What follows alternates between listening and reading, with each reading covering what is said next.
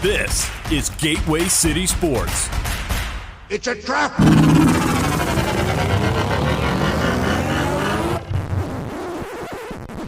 Oh, I'm sorry. Did I break your concentration?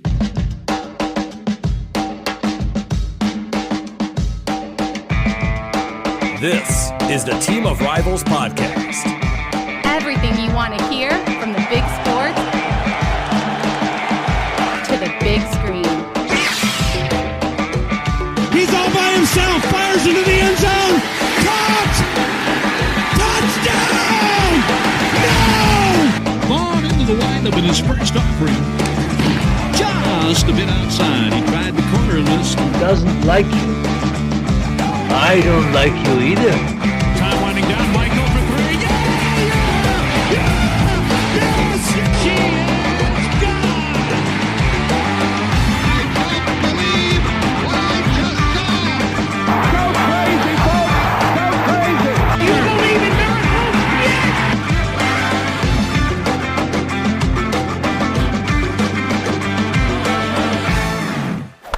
You may fire when ready. What?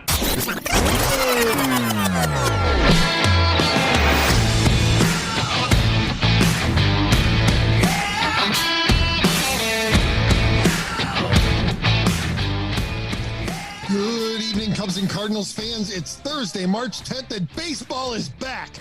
And yet I can't get too excited because I feel a little bit like an abused spouse who decided to go back to my abuser. I don't know that I can trust them. But that's really dark. This is the Team of Rivals podcast, proud members of the Gateway City Sports Network, where you can find great podcasts and blog content.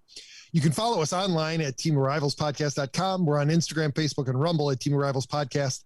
And we're on Twitter and Getter at Team of Rivals Pod. And for those of you watching us live, oh, wait, none of you are watching us live because Ron loves Wirecast. But if you're watching this after the fact, hit the like and subscribe buttons. Be sure to ring the bell on YouTube and Rumble so you receive notifications anytime we post new content. Look, we have a lot that we could potentially talk about. I mean, obviously, the headline thing, the thing that's most germane to this podcast is that Major League Baseball and the Major League Baseball Players Association finally have a deal on a new collective bargaining agreement. It's been voted on by both sides. Spring training starts tomorrow. I believe that the free agency period has already opened at the time that we're recording. The first day for baseball is April 7th. But we can also talk about the Obi-Wan Kenobi trailer that dropped. We can talk about the Batman. That's right. And if you listen to the podcast, last week's, like I did, and thought that Ron and Elliot were going to go out and see the Batman, and so you prioritized going to see it like I did. Nope. I'm the only one who's seen it on the podcast. Oh, but that's not the most important thing. See, I haven't gotten to the introductions because, look, guys, you know I don't like to talk about myself much. I'd much rather put the focus on you. But look, if you want to call me the Mike Trout of this podcast, you absolutely can. And not just because of my sick host skills and my rugged good looks, but because I share a medical condition with Mike Trout. Yes, I found out today I also have a Morton's neuroma, just like Mike Trout. And joining me for tonight's show, much more relaxed since we're not doing it live, co-founder of TLR and so good. 104. It's so in the good. 2021 edition of the Top Cards on Twitter, Ron Nuttall. It is so and good. permanent occasional guest host, and much better when there are only two on the mic, Elliot Dewey. How you guys doing tonight? It is so good, Pete. So good. And I tell you what, I am, because this decision just arrived like within the last several minutes, like we decided to pivot to just audio only. I cannot tell you how much more relaxed I am on this show. Just not having to worry about sharing shit out because Facebook changes it every week. Like you can't do it. It's impossible. We can't actually post pictures on our Facebook page. I don't know if you try. I know, Pete, you've kind of exited the whole social media thing. If you go on our Facebook page, you cannot go on your app on your phone and post a goddamn picture on Facebook anymore to our page. It's ridiculous. They've changed everything. And so I'm just completely over shit. And you know what? The whole live streaming thing, like every swinging dick's doing it now. They all think, everybody tries to play pro like we do this for a living. We know we don't. Elliot and I talked about it last week. It's a bunch of fraudulent shit. Like everybody jumps on a live stream and goes, hey, or even a podcast, even a recorded podcast goes, hey, how was your week? Well, how was your week? What have you been doing? What have you been doing? Like, we fucking talk all week. We know what we've been doing. Let's get to the point. We've screwed that up, Pete. We've done that before too. In our early days of recording, we made the mistake of acting like we're just now talking for the first time. Everybody knows you're not. So, hey, live streamers. A lot of times we are just talking. I said, hey, every once in a while. It's Ron, not. Don't lie to everybody and make them think that there's any kind of pre-production meeting. Well, no, because yes, the fairness is, and Elliot and I brought this up last week too, is like for a long time, Elliot would join at the 11th hour, and that really was the first time we were talking to him.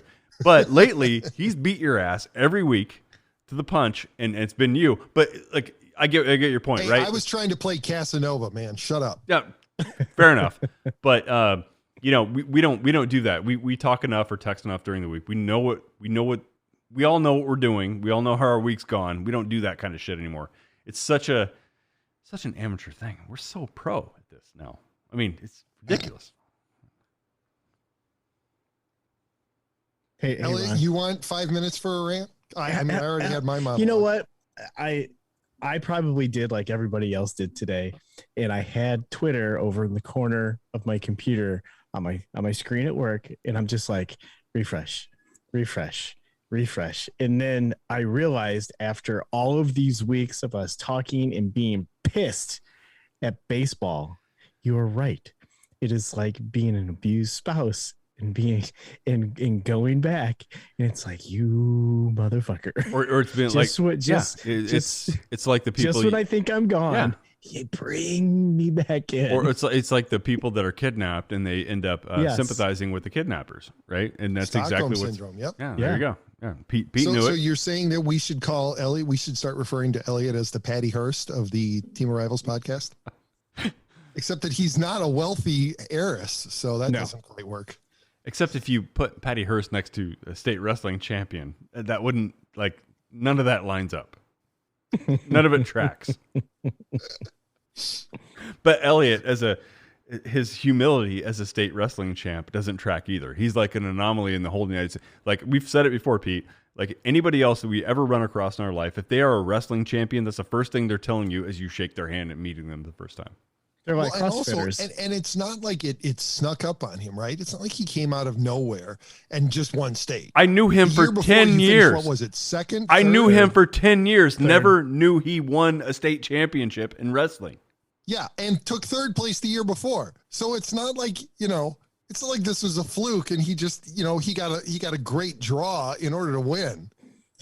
And actually the funny thing is the year before when he's going to be more humble right now, and it's going to make me sick. Here we go. I was on the state team in my sophomore year, and I wrestled the guy who took second at state in the first round against Lombard Montini, and I pinned him. And the only reason why I didn't wrestle an individual is because everybody else in the weight above me bumped down, and the guy that beat me out for a starting position for individual was a senior, and he placed in state.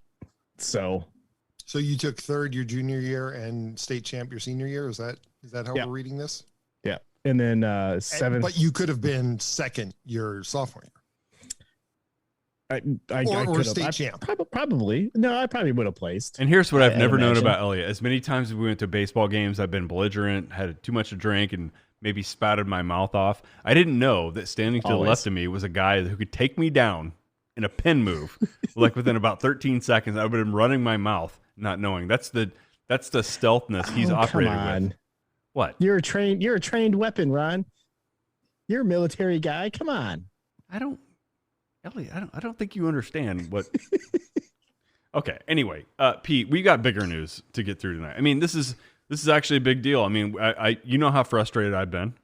You guys, I'm sure you could tell in my texts last night. I was ready to jump out the window last night to see how close they were last night. That they were, they were on the same page. I think they were maybe $4 million apart on the CBT numbers. And to have the international draft blow this thing up, and I said it this morning, the players must have gotten roasted after they rejected all three of Major League Baseball's options. Roasted by who, and who would have caused them to act I don't different? Know. I wonder if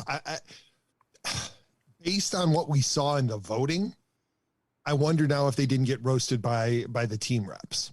that it was the bargaining committee, the executive committee that walked away, and the team rep said, "What the fuck are you doing? We're right there, and you guys are walking away." Or if they got a sense somehow that by doing this, the public's all the goodwill that they had generated. Everybody was on the player's side the last couple of weeks. They pissed it all away last night. Well, one of those two. Let me run a tweet by you. And this is what threw me off today, because I was like, like all of us, we're trying to, we have day jobs. Most people that are doing this, by the way, and in case anybody was fooled, like none of us do this for a living.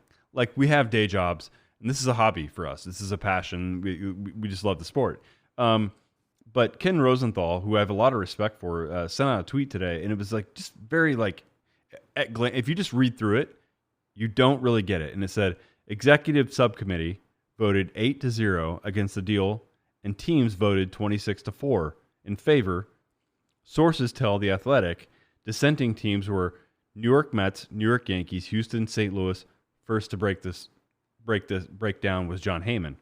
You read that tweet, you're like, wait, like executive subcommittee, and most novice people are like, who the fuck is that? We don't know. But then you see teams, you think this is like ownership groups voting against it. And that was my first take too. Yeah, exactly. So we're all like, fool, like, come on, Ken, like, I know I trust him more than I do most that tweet shit out. But like, come on, like, think about this. How are common fans going to read this kind of thing? Like, better, man. We're going to read it exactly like you did, Pete. I thought, really? I'm actually shocked.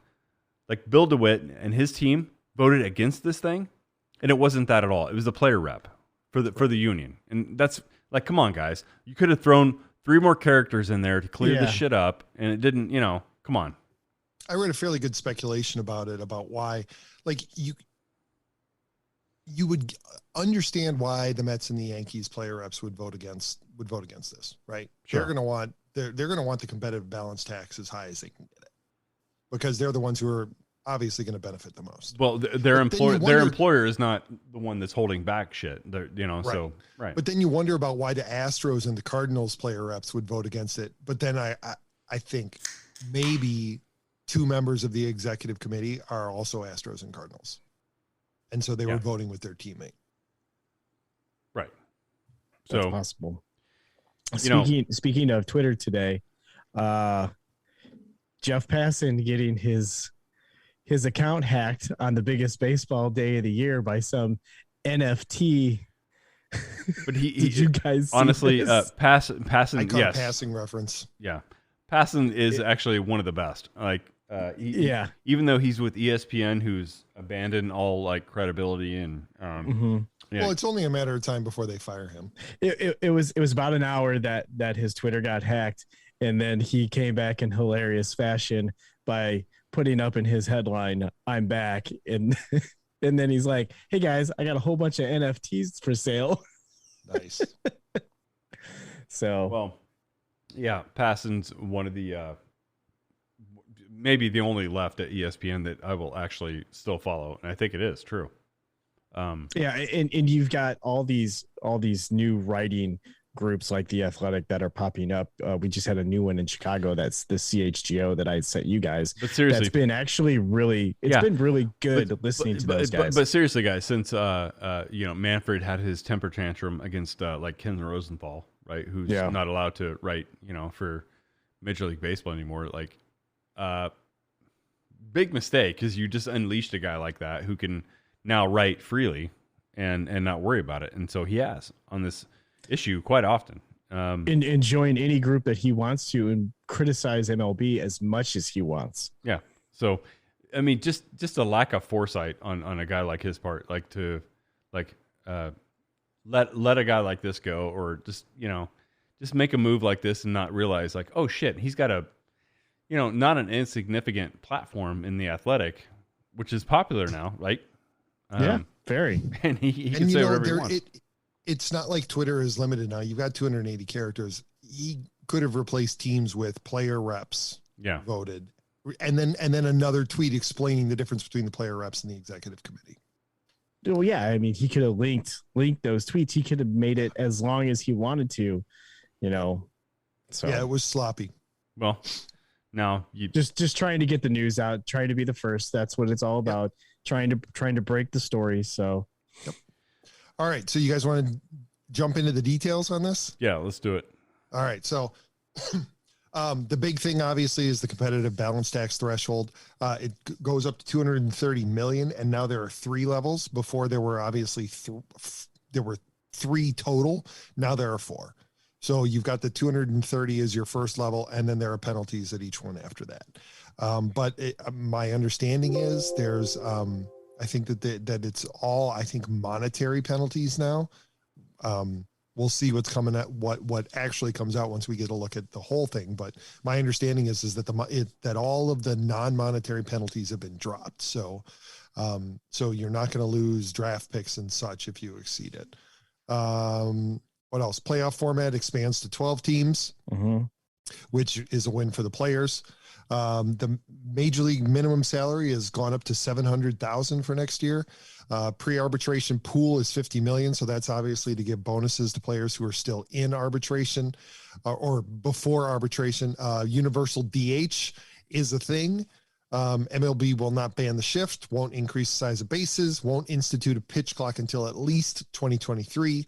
And the decision on the international draft and any compensation related to draft picks has been pushed back until I believe it's July 25th is the deadline. And that was the third option that Major League Baseball offered last night that the players walked away from, and that threatened to put this whole thing, to blow this whole thing up again. And also, more than just that, the players agreed to drop the grievance against Major League Baseball regarding 500 million. 2 years ago, the negotiations 2 years ago during the pandemic. So that one is off the table. But there's the grievance regarding the Pirates, the Rays, and I don't know, is it the Marlins? I forget who the third team is, but the grievance regarding them not spending enough, that still is on. Okay, so my first question is... Well, wait, there's more. Okay. Ghost Runner at second is gone. Good. Yes. That's gone. 7-inning doubleheaders are gone. I have mixed feelings about that, but those are both gone again. And again, all the other rules changes punted for at least a year. Thing is, Pete, if I could pause for a minute, I'm like, I love that 7-inning doubleheader when it's needed, but okay. Yeah. Okay. Let's see. The number of option years doesn't change, but the number of times that a guy can be optioned within a year is now limited. So you could be optioned 5 times within a year if you have option years. And then you have to go through waivers. So you're going to see a lot of teams like think the Rays and the Cubs. They're going to have to approach their bullpens differently because you're not going to be able to, run a guy out there, wear out his arm for 10 days and then send him back down to the minors so that he can rest and then bring him back up. You can only do that 5 times. And then you're going to have to, if you want to send him down, he's going to have to get through waivers. No, Pete, I think don't underestimate how many times the Cardinals have done that over the years. They've been notorious for pretty much the Cardinals had a taxi squad before taxi squads were taxi squads. I mean, they've done it. They've really, exercised whatever freedoms they've had on options on players. So they've moved people back and forth. They've pretty much had a locomotive between Memphis and St. Louis for years. So yeah, it's gonna affect what they can or can't do at this point, I think. I don't know. And then let's see what else. The draft is going to stay at 20 rounds, and they're extending draft rights. So you'll see guys go draft and follow. So team can draft a guy, not sign him, see how he does in college or wherever, and then still have an opportunity to sign him. So they'll be able to retain rights for a little longer to make a decision about signing guys at a higher offer than they had initially offered. So that's what's out for now as far as what the CBA is. And we've got spring training starting in 3 days, and baseball starts on April 7th. Okay. So back to quit calling this number. Thank you. Hey, oh my God, that was the one thing I didn't touch on. We got to pour one out for our Google number. We got the email this week. Bud's not going to be able to call us anymore. Quit calling this number. I'm legitimately sad that we're never going to hear from Bud again. Thank you. You're welcome, Bud. You're welcome. Thank you. Excellent. Okay, Elliot, go. All right. How big do the bases need to get in 2023? What the fuck is this about? Like, are these things getting twice the size? I think it's just like an inch or two. Why? To encourage base stealing. I thought it was more for a safety thing. No, it's to encourage base runners. Oh, okay. So that they have. So that are they going to put the softball first base on out there? They actually should. They really Quite should honestly, on that one. It would probably no. Get rid of a bunch of injuries. No. At first base, they should put the orange bag. Yeah. Yep. They should put the orange bag, and I mean, yes, it would avoid injuries. And also it would make it a lot safer on those close plays around the plate and it would totally take away he's running in the way to get rid of to get in the way of the throw to first base. Yeah. Because it would be obvious if you get hit by it in fair territory, you swerved over because you have no reason to cross into fair territory if you can touch the base and foul. They absolutely should add that. Ron, you'd probably see a lot more sliding into first base head first, though. I don't know. I could see Javi Baez sliding out on the Well, you're calling out a jackass outlier. Whoa. Yeah. Whoa. You watch your mouth, Ron. I'll watch my mouth. Hang on. You guys hang on. We're gonna have some dead air time here. No, is that what we're doing? You guys keep going. Somebody's calling me, so I'm gonna. Oh, Braden's calling to complain. I was gonna say, live, and he can't. His people are missing out on his pearls. He's calling in to complain. So I'll just. You guys keep going. I'll plug him in. What else? So okay. So we've got what the CBA includes. We know when we're going to start. We know spring training is going to hit. Actually, there's guys already there, so the spring training will probably technically start tomorrow. Free agency started. Everything's about to get crazy here in the next 24 to 72 hours. Things are going to just blow up. Our Twitter is going to be nuts tomorrow. I'd imagine. Spring training games start on the 18th. So, which is perfect because I'll be down in Florida and I'm going to try and catch a game while I'm down there. And then, yeah.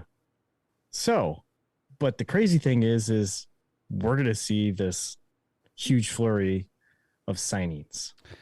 When is that going to come, right? Like it should start now, right? Yes.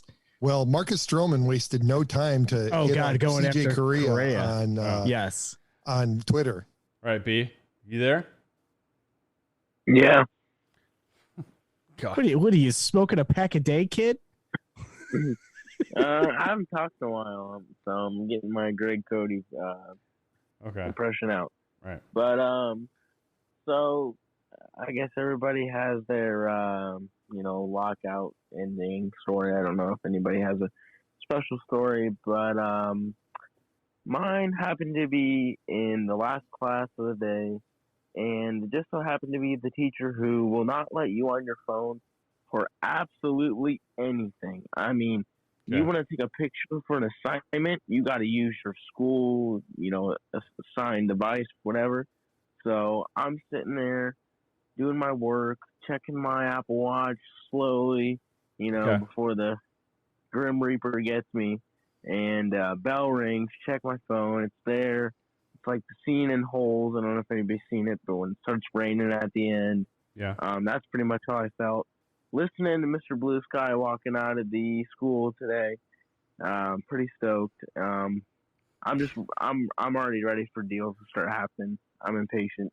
Let's get it going. Okay. Well, here's the deal. I'm gonna mute you for a second. Okay. I his birthday was a few days ago. He's 17. Yep. Like 17, man. Congrats. You remember that? Remember I had him? 17? He's 17. Yeah, like Yeah. Do you want me to pull up that picture again? you go ahead. But just like what he's talking about. Like we had our own deal with this back in '94. It was different. Like when I was in '94, I was absorbed in myself. I was a high school kid. Shit didn't really guys. We didn't have smartphones. Like we didn't have Blackberries. Anything. Like this is No, we had to watch the news. We had to watch ESPN or listen to the radio. Oh, that's not Pete. That's not the picture. That's not the picture? No, that's not the one I wanted you to put. Oh my God. All right. This one? Same one. No. No, that's a different angle. And the sheep is sitting on your lap in that one. That was your bachelor party. It was. That one? No? I'm never letting my son see that picture. All right. I'll text it to him. No, you will not. No. This is the one we're talking about. Oh, that's the one. Yes. That's him. Like he was about 16 and a half years ago. Yep. 16 and a half years ago. Just a B. You want to see it? Oh no. Oh, he's not. Oh, there you go. Yeah. No, yeah.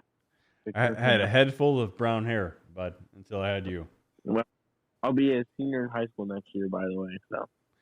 I know that's pretty crazy. So anyway, there's something wrong with that. Yeah, I can't get my head around it. I'll wait. But anyway, B. So baseball's back, right? Like regardless of how mad we were, and you know how upset I was. Like, okay. Well, so I told you last night on the phone that you were like, oh, I'm not giving him any money. I don't know if we're gonna go to the game. Boy, why are you doing this? I said that was a bunch of bull. I called you out on it. I knew that you'd be ecstatic when it came back. I was like, you're not gonna put yourself in your own lockout for another, 4 or 5 months. You're not. You were in a well, lockout now you long forced enough. me to, so I'm gonna be in a lockout. So, yeah, no, you're not. It's gonna last 2 days. Fine. I'm putting my phone down. Okay. Let's talk about this. Braden, you've got an open line, so you can talk if you want. But gentlemen, we're supposed to get this flurry of free agency activity, right? Like everything's supposed to happen now. Has it happened yet? Like, are the floodgates opened? It's somebody's trying to get the engine started to open the floodgates because it's a little rusty. And according to baseball, it's supposed to get us to forget about what's going on, right? Like the flurry of activity will distract fans that any of this ever happened. I bet it starts tomorrow. I bet people are kind of getting their ducks in a row. And I bet tomorrow you see a bunch of signings. I mean, you're starting spring training games a week from tomorrow. Pete, what do you think? And you also can't sign them too quick because you have to at least give the appearance that you weren't in contact with free agents. Such bullshit. Because they were back channels. I mean, these guys are ready. I am sure they've got the papers on the desk just waiting.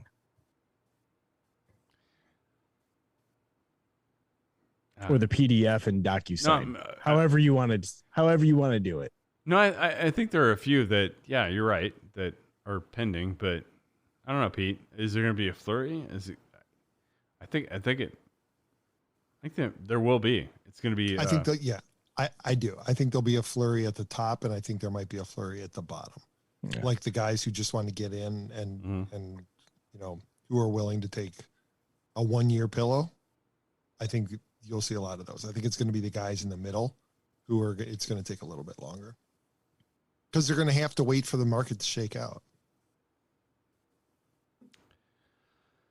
Yeah. I mean, we're less than a month from opening day.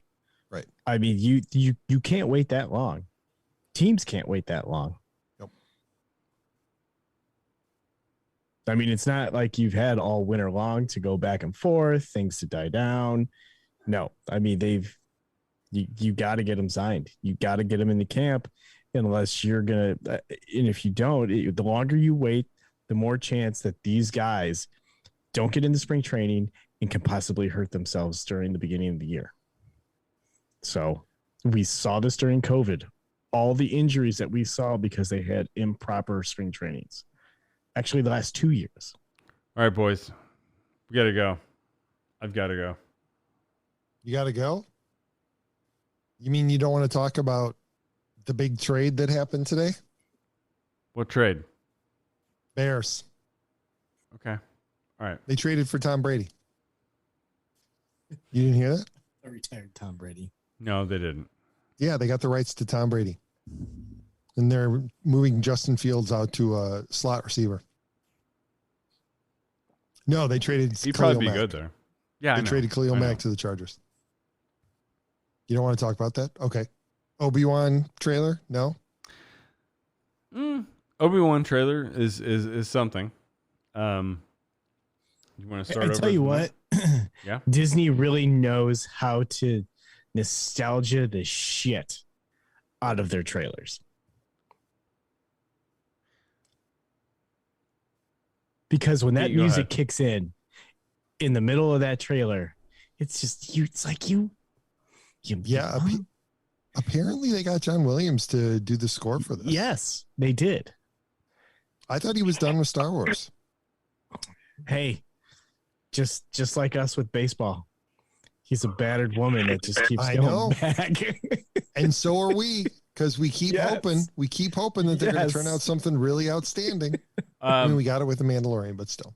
Yeah. No, I mean, I knew the trailer was coming and saw it, and I, of course, my first reaction is, shit. Well, that Inquisitor is really shit. Doesn't look like the Inquisitor at all. Yeah, he's got a more round head instead of the skinny, and he doesn't have the eyes.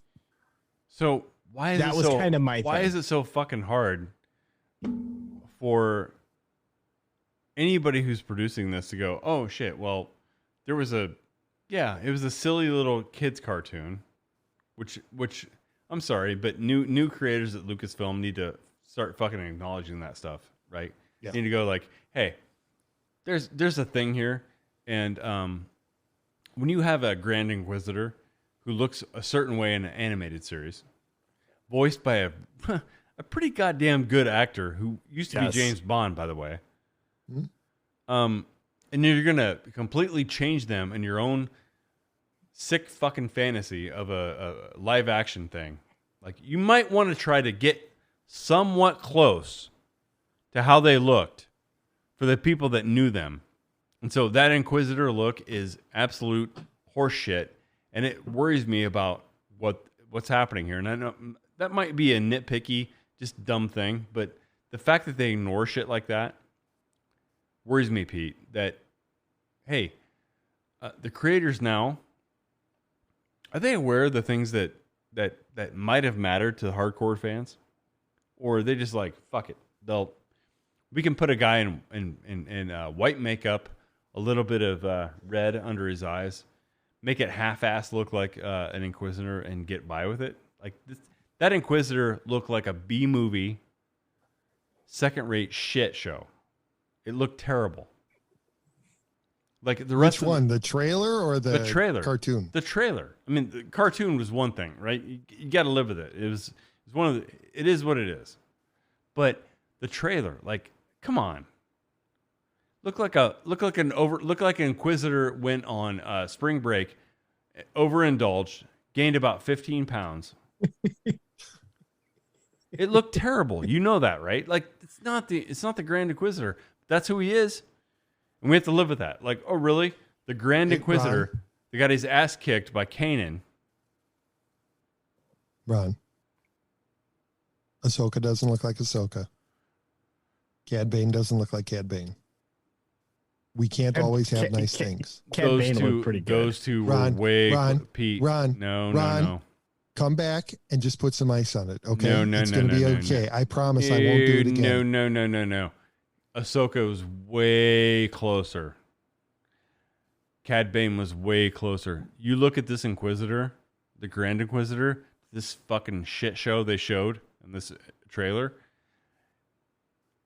does not resemble. I'm disappointed that they didn't get Sarah Michelle Gellar in some skin tight leather to play this. What was it? The fifth sister, the sixth sister, whichever one she voiced. The 69. Oh sister. yeah. Whatever. She's good. She's one of the most sinister ones too, and it's fantastic. Yeah. Maybe they're holding that one back. So I'm just saying, I don't expect them to get the Grand Inquisitor perfect. I'm just saying, how do you cast a dude with the fattest head I've ever seen in my entire life? I'm totally with you, Braden. Like, Pete, this is one that's like it'd be like casting Thrawn that weighs like he ate Boba Fett. Yeah. Or something. You know. He ate Boba Fett. Fine. Fair enough, Elliot. But yeah, you're right. It's like it's like you had a Grand Inquisitor before COVID, and you cast a one after COVID. You got the post-COVID Grand Inquisitor.